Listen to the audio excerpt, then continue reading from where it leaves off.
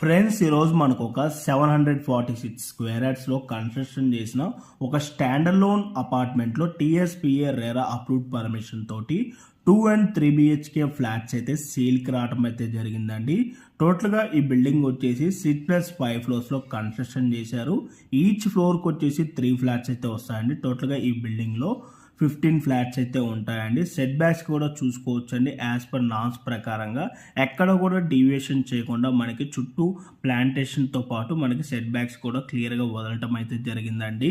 మనకి ఇక్కడ వచ్చేసి 2 బిహెచ్కే అండ్ 3 బిహెచ్కే ఫ్లాట్స్ అయితే ఇంక్లూడింగ్ వుడ్ వర్క్తో మనకి ఫ్లాట్స్ అయితే సేల్ చేయడం అయితే జరుగుతుందండి.